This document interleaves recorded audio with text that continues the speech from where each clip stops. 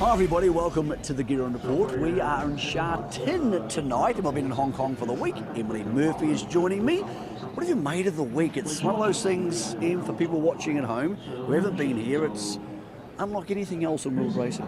I think they put on one of the greatest shows in world racing. There's no expense spared, and if you're a racing fan, you don't just come for one race day, you come for a week of events, from the International Jockeys Challenge to the Gala, of course, World's Best Jockey presentation, and then the international races on the Sunday. It truly, Michael, is a global meeting. Talking about that Wednesday meeting, of course, there's a lot of Kiwis up here in Hong Kong doing a wonderful job. One of those is Tom Wood, and I went behind the scenes. I went up to the broadcasting area and see what went into calling an International Jockeys Challenge. Have a look at this.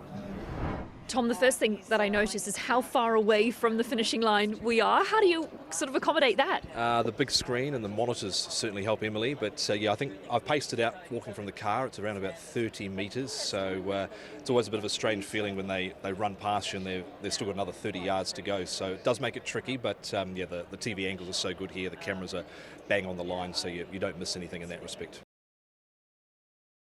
Tom, our behind-the-scenes tour continues, and you've taken us to what can only be described as the control hub when it comes to Happy Valley broadcast. Talk us through what's going on here. Yeah, so there's upwards of 50 cameras here tonight. We've got the main producer sitting over there, which is producing the main feed. There's another producer sitting here that they add the graphics to the feed, and then all along here you've got graphics controlling the screens with the betting odds. There's so much information that comes through the system here. You've got replays around the corner, but then our actual English broadcast, we break in and out of the main feed. So our team are actually sitting out at Sha Tin in the control centre there, and then we play in interviews and whatnot from there, and then from there it goes out to home. Star, Savvy Warrior wide of the Azure, further out there across the track, and 5-4-2 at 70-1 has dashed to the lead from Sunday Serenade. A blowout, 5-4-2. He's won at 70-1. Well, we've just seen Tom call race number 3 on the card here at Happy Valley. Tom, what is it about the Valley that makes it so magic? Finishes like that, you get shock results like that, a 70-1 shot lobbing home, and yeah, it's just a great place to call, even though you're a long way off the finish line. You get exciting finishes, and nights like this, you just want to be here. Tom, it's awesome to have come up here and said, hi, expat Kiwi, we follow you with interest, and it's really awesome to be able to catch up on such an incredible week. Thanks, Emily, nice to see you. I was actually supposed to do it myself, but my plane was delayed, so I was 4 hours late. So Emily and Tom joined forces, old tracksidies together there, and isn't he doing a great job up here, Tommy? He's really grown into the role. I felt like he was really young when he left New Zealand, and now he's a real pro. He sure is a real pro, and he's part of a world-class team here in Hong Kong, and it's great, as we've seen throughout the week, actually, the Kiwis really doing a wonderful job, not just the horses, but of course in administration and the positions that they're in all through the Hong Kong Jockey Club. Yeah, it's really strange. Like, I think when you come here, because obviously in Hong Kong racing such a big deal for New Zealand for selling horses and the ready-to-runs, you sort of think there's a whole New Zealand buzz going on up here, but this week it's been the most I can remember. James McDonald is obviously a hero up here.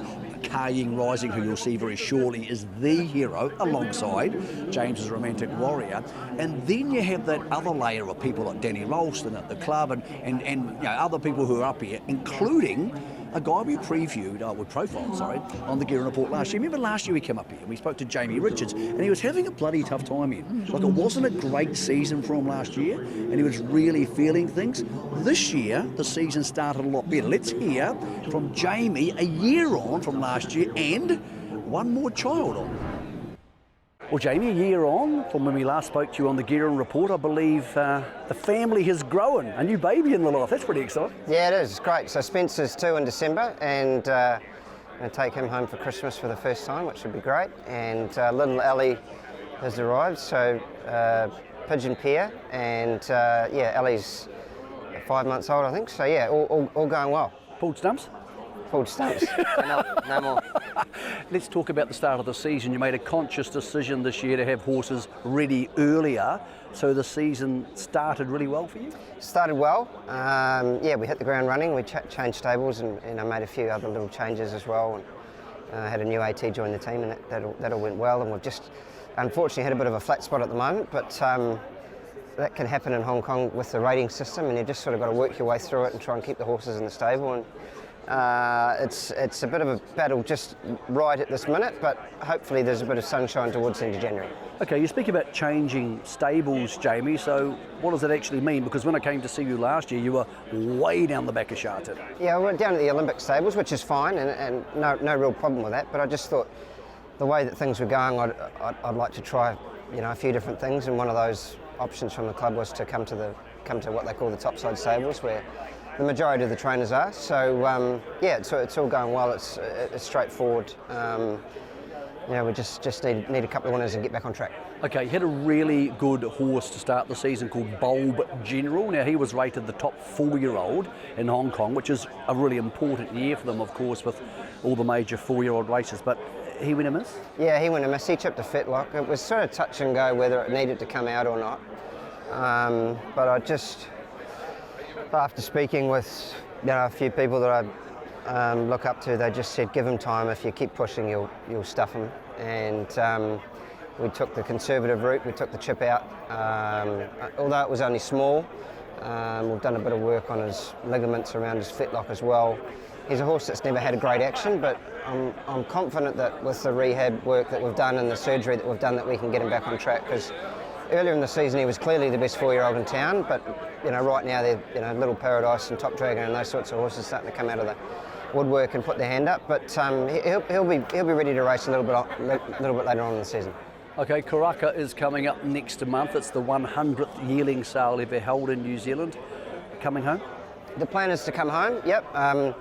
Danielle and the kids will stay through from Christmas until Karaka, and I'll come back and try and find a winner or two, and then go back down for the sales. 100th year, as you say, I want to go back and support Sir Peter and NZB, and I've bought some good horses out of there over the years. So hopefully we can do a bit more reconnaissance work and pick through them and see how it looks, but it looks a strong catalogue on paper anyway. You were at the recent Ready to Runs at Karaka, and there still seems to be an enormous appetite at that sale for New Zealand bloodstock from somebody who lives up here. How important is that sale, and how big has that become a deal for people to refresh their stock up here for their permits? Well, I think incredibly important for us up here, because the wait time is 12 months, if not 18 months shorter. So say you buy a horse at Karaka at the Breeze Up sale in November, then most of the time they're here within 12 months. But if you buy a yearling in January, there's another 6 or 12 months added on. And with the ebbs and flows that happen here, and people moving stables and stuff like that, the extra lead time is a little bit concerning. I think that Breeze Up sale, when you can see their action and see them a bit more fully mature, certainly does help. So it's a really important sale for Hong Kong in general, and they were as strong as ever this year, and hopefully that leads to good results on the track for horses that have gone through the sale. So a good start to the season for Jamie, and he wanted to get another win, and he's actually had the win obviously today. We're going to look at that replay shortly, but a great result, because on these really big days up here, the owners love that sort of stuff, and that might help him get from that 50 to 60 or even more horses in the barn. It was actually interesting because we profiled him before the race day. He just had the one runner in that race number 3, and he said it's drawn wide. I don't think it's much chance. It was only a second start for the horse that he had today, Cool Boy, and actually post-race obviously showed a good bit of upside. He'd bought it from the New Zealand Bloodstock yearling sales, I think costing about 220,000. So a good product of New Zealand. Jamie, a great product of New Zealand as well. And as you said, it's just what you need, these wins on the big days. Yeah, well, it's very fickle up here with the training, as you would know, and obviously he won back here at the Champions Day back in April on a big day, and he won again today, so that really helps. The owners up here love that glamour type stuff, so he seems a lot happier. Obviously second baby to him and Danielle, so congratulations to them there. Good win for that horse today. Little weird side story. That horse is a half-brother to Brando, former star galloper in New Zealand, who lives at your place. He sure does, yeah. And I did notice Cool Boy's a beautiful individual. Of course, Jamie purchased Cool Boy out of the Hallmark stud draft for the Fairdale team, Duncan Fell. So a really nice connection there. But yes, I've got the do you ride Brenda? I do. He's lovely, honestly. Is he nice? He is enjoying retirement to the absolute fullest. But hopefully his half-brother can continue racing before he ends up in the paddock. He looks a horse who's going to win a stack of races up here. So that really, Jamie needs that. Like, really good start to the season. Went early earlier. Hasn't had a lot of big purchases at the sales. A bit of momentum like this could really help him. So he'll be, as I said, back down at Karaka for the 100th sale coming up in January. Talking more about Kiwis, even though he's kind of not really a Kiwi, but he is, Mark McNamara. Golden 60 called upon now, the great horse to the outside, and he went whooshka. It is Golden 60 taking over. Sha-Tin is electric. He's 3 on Beauty Eternal. Then came Namur. Next in then is Soul Rush, but it's Golden 60 for Hong Kong. 4 on Voyage Bubble. That's not a whip. That's a wand. That ride from Vincent is magic. Golden 60. Does it feel like home now, Sha-Tin? It does, I guess, Michael. It's been nearly 6 years. So, yeah, you nearly get that for murder this day. Okay? Interesting time in your career, because Hong Kong racing has always been big, but now at the moment we have 2 global superstars, Ying Rising and Romantic Warrior. So not only will people be watching you on Sunday, but a lot of replays on numerous social media platforms all over the place of you calling those horses. Does that ever resonate with you? Do you ever think today's a Romantic Warrior day, or today's a Ying Rising day, or, for example, Sunday, today's real big because they're both here? It's race by race. You know that they're going to, well, Ying Rising is going to win. You know that unless something untoward happens, he doesn't perform or he gets held up. He's just way better than anything else. The locals can't get anywhere near him. The visitors won't get near him. Romantic Warrior is going for history. 4 Cups is an amazing feat. That hasn't been done before, and he is just ultimate. You just know if he looks gone halfway up the straight up there, you can't write him off, because he's going to find a way to dig himself out of the hole and win. They're 2 different horses. Same point, Romantic Warrior's been in trouble at the 200. Ying Rising's got the race won. So they're 2 completely different horses to call. To answer your question about going back to the replays, won't listen. Don't like the sound of my voice, so sorry to everyone, I've got to pay the bill somehow.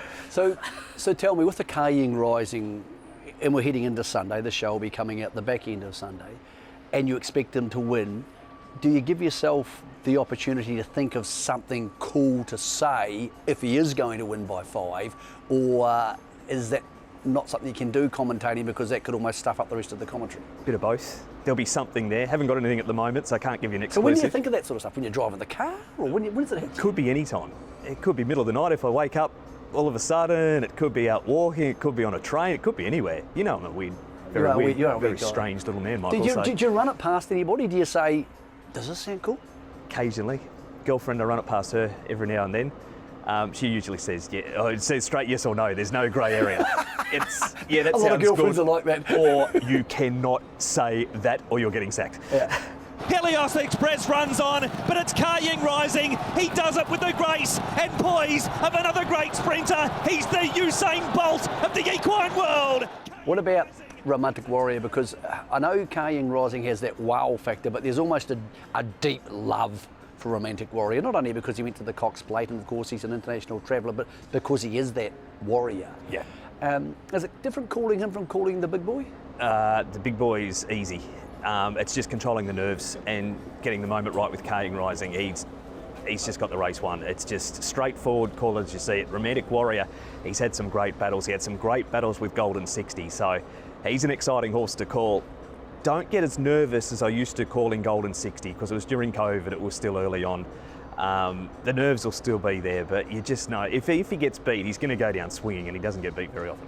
Okay, for people back home, probably our biggest race, or the biggest race you used to call, would be the New Zealand Cup. And you've been involved, with Lazarus, who's a genuinely global horse in a harness racing capacity. Lazarus is out by 5 lengths, Tiger Tara, then Smolder and Tiger Tara, but it is all Lazarus clear of Tiger Tara, and once again, Lazarus has arisen. But is it different knowing that on Sunday, as we look back on it now, you will be calling horses who are 2 of the best 5 horses in the world, and everybody will be watching? Does that, when you wake up Sunday morning, or even Saturday night before you go to bed, does that play on your mind? It's on your mind all week, and you're just going through what might happen on Sunday. You know it's a big day, you've got one chance to get it right. So it's just on your mind all week. Come Sunday, you take it race by race. It's very different here to New Zealand because you're not on the public address. So in New Zealand, if you do something wrong, the crowd can hear it. Here, most of the coverage is Cantonese. So only very selected parts of Sha-Tin have English. So for people who don't realise that, obviously when I'm sitting at the front here or in the press room, the commentary is in Cantonese, but you're obviously doing it predominantly for the broadcast, which goes around the world. It does, yeah. There's sections of the track that does have the English broadcast, but it took a while to get used to because you'd always see the public address coming back in New Zealand and Australia, so you knew it was on. Here you just put the headphones on and call the race. New Zealand Cup week has just come and gone, and it's something that you used to love, and it used to be the biggest week of your working life. Did you tune in on the Tuesday for the Trotting Cup or on one of the Saturdays for the 2,000 Guineas? Is it still something you would look back on, or is it so condensed here and insular that you only think about this form of racing? I checked the results, haven't watched the Cup. Really? Yeah. Wow, that surprises me. Yeah, it's because it looks like we only work 2 days a week. And I get that because it looks like we only do Happy Valley and Sha Tin. It looks like the easiest job in the world. But then by the time we call the trials and we do all the stuff, the preparation for the shows, it turns out 5 or 6 days a week you've got something on. So time away, I tend to watch telly and stuff like that. I'll check the results. I've still got mates back in there I hear from, take a passing interest, but yeah, not like I thought I would. What about your little mate, Matt Cross? You must be quite proud of him. Like, I know he will give him a hard time because he's an easy target to have fun with, but he's doing a really good job, and you must be quite proud to see someone who you helped mentor develop into that level of commentator. Yeah, he didn't take much mentoring. He always had it. Shut up! That's ruining the conversation now. You're just going to ruin it. Yeah, look, Matt wouldn't be where he is without my help. Exactly what I wanted you to say. Let's be honest. He's very grateful for the job that he should have. So Matthew, please keep telling him. No, he's done a terrific job, Matthew. He's always had it, and he just moulded. Listen, the best thing was he listened. If you gave him some advice, he'd listen, and that's all you'd ask for if anyone asked for advice. Yeah, I really enjoyed talking to Mark about that because it is interesting to think like there's not many horses who are so popular like Ying Rising and Romantic Warrior both are, that even if you didn't watch the race, if you're in a part of the world where you were in bed by that stage or it was too early in the morning, that many people would watch those on social media the next day. Easily they'll be watched 1 million times the next day, and that's Mark McNamara's voice, which would be a footprint racing very rarely has in the world. It'd be something that you wouldn't want to mess up, would it? Because it's going to be replayed so many times. But you know, with Mark McNamara, you're just going to get the consummate professional and a wonderful race call. So I'd feel what about the pressure. great call? I run it past my girlfriend, and if she likes it, she says yes. Otherwise, she says don't say that, you'll get fired. So that's probably a good idea.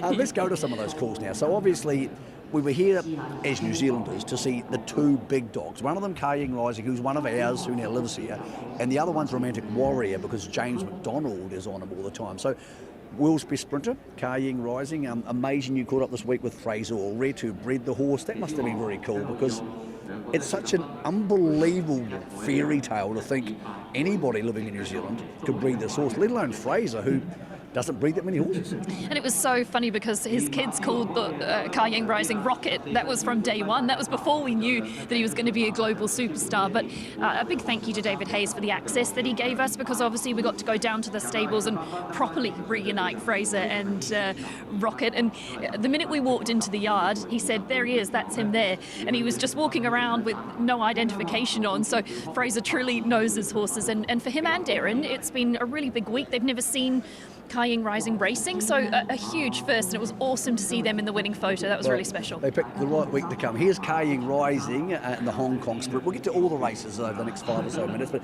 here's Ying Rising doing New Zealand proud with Zach Purton, who was on the show the last couple of weeks. We'll hear from him after the race. It's Ying Rising, 4:50 to go on the sprint.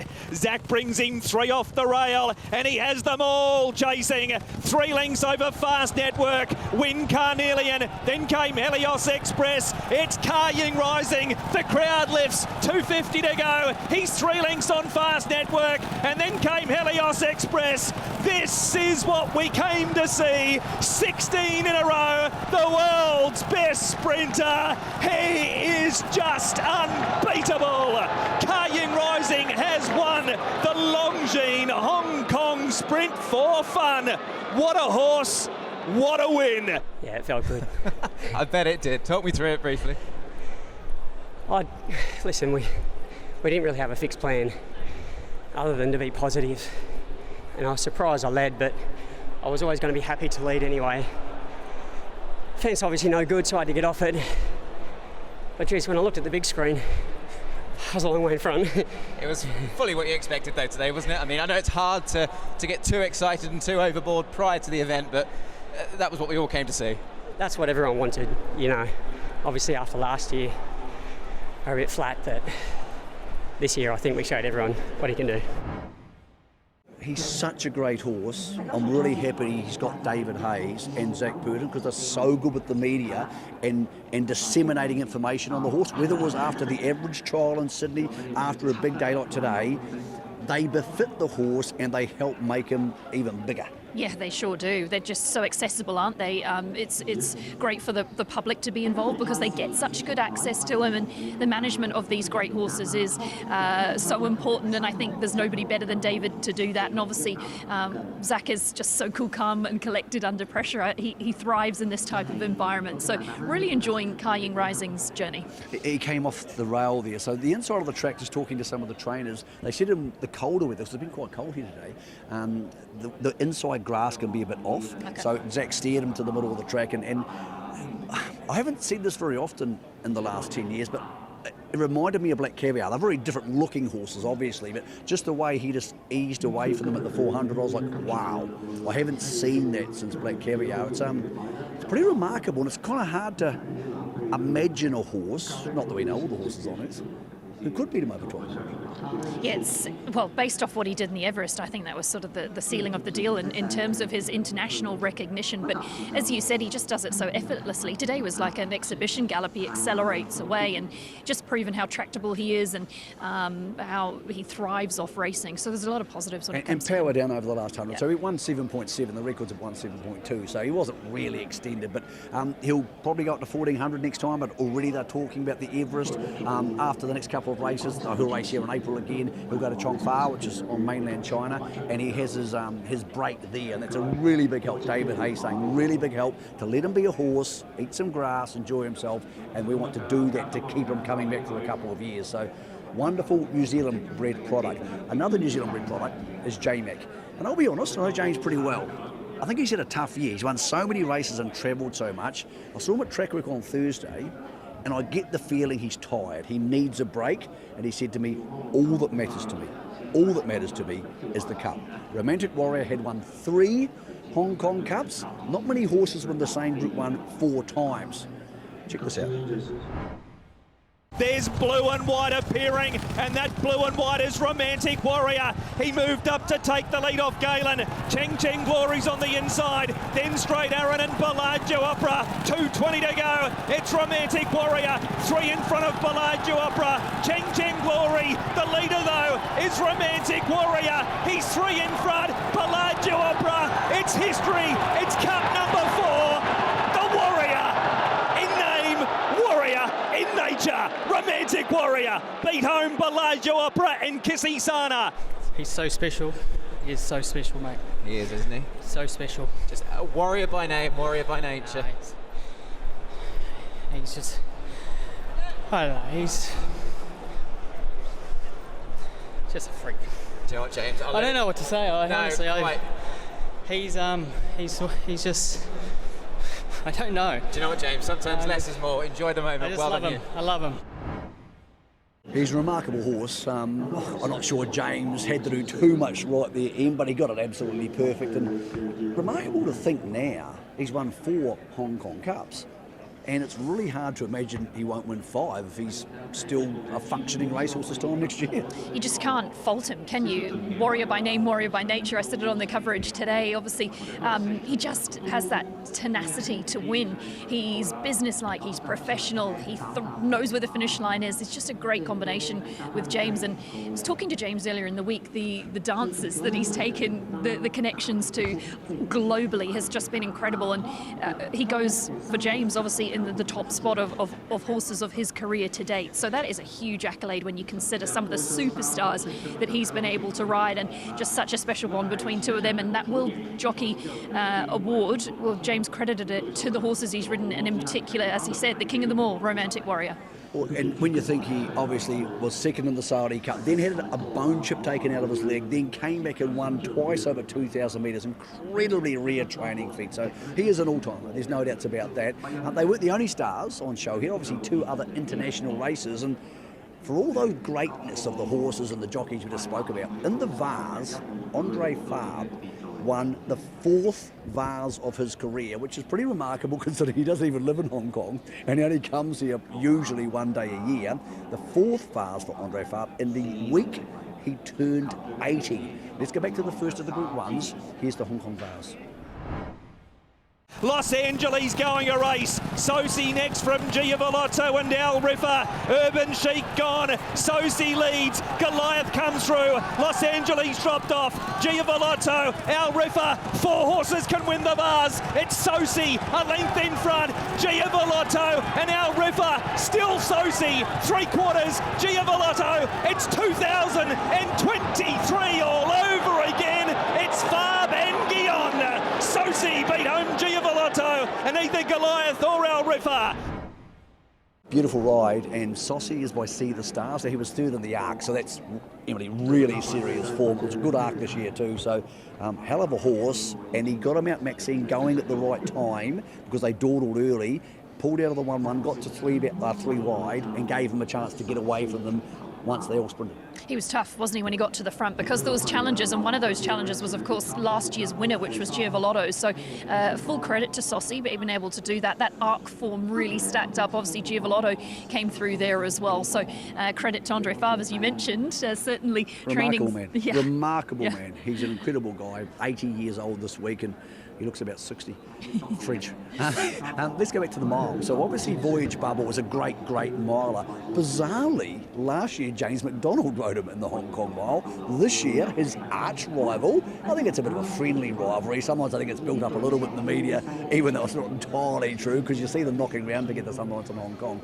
But Zach Purton was on Voyage Bubble, and he needed to be the king of Hong Kong to get him home. Voyage Bubble, Soul Rush, 2 lengths to Red Lion, My Wish out wider than Galaxy Patch. It is Soul Rush and Voyage Bubble. Pray for Mer to their inside. 2 lengths then to Docklands, Red Lion and Galaxy Patch. Soul Rush is the leader. 100 to go. Voyage Bubble lifts on the inside. Soul Rush, he's coming back. He is too good, Voyage Bubble. He's lifted and Purton gets a Group 1 double. Voyage Bubble beats Soul Rush, Red Lion. He's just a wonderful horse, and when you have that combination of those really great horses like we're seeing in the show tonight and McDonald and Purton, it just has that high power wattage, that champion wattage. People here just love it. I think it went pretty much entirely to script, didn't it? Obviously, we had the 2 champions winning in Romantic Warrior and Ying Rising, and then to get the local victory again with the Voyage Bubble was awesome. He's just so unassuming in the parade. He has nothing to look at on the eye, but geez, he's got a motor, and he had to dig deep. It was just late that you really saw his quality, and for Zach Purton, 50% of the international Group 1s today went home to Team Purton, so wonderful for them as well. But we've seen world-class racing, as we do every time we come to Hong Kong, and I tell you what, put it on your bucket list if you haven't been. If you haven't been here, it's not as daunting as it sounds. Like it's one flight from New Zealand. Obviously, not everybody can do that. But the Hong Kong Jockey Club looks after people so well. There's so many Kiwis up here. The next big dance for these horses, not immediately, but the biggest one international-wise, will be in April. Interesting to see whether Romantic Warrior's here for that or whether they go down that Saudi Cup path again. Saudi Cup comes into the middle of February this year, rather than being in late February, so the timing's slightly different. What have you enjoyed most about the week? Is it bumping into old friends and seeing people and all that sort of thing, or are the horses so good at the moment that you leave here feeling like, wow, I've been to a biggie, I've been to something important today? I think you've hit the nail on the head there. You feel like, yes, I've been to a global meeting of global standard where the world's best meet. It's the tagline here for the Hong Kong Jockey Club for this meeting, and I think it sums it up perfectly. And each year I forget about the glitz and the glam, and you get here and you go, wow, they put on an incredible show, whether it's the crowd that turns up on course, the jazz of Wednesday night at the Valley, or the glitz of the gala. There's something for everybody, and it's a thoroughly enjoyable week. Look, New Zealand really does do itself proud up here. You know, not just the horses, not just the people. The reputation is so embellished up here, and you add Tom and Mark McNamara and Jamie Richards to all that sort of stuff. It's been a really cool time to be up here. I hope you enjoyed the show, and I hope you enjoyed the coverage brought by you long from these guys, from Emily and our cameraman Everard, who've been here all week. Thanks for watching the Guerin Report. And thank you for helping out. I know you're freezing cold, so I'll let you get out of here and go get warmed up. And we'll see you next week on the Guerin Report, 8 o'clock. on Monday night on Trackside and trackside.co.nz for something really different next week's show. I'm not going to spoil it for you, but it's very cool. It's our little Christmas gift to you. Have a great week.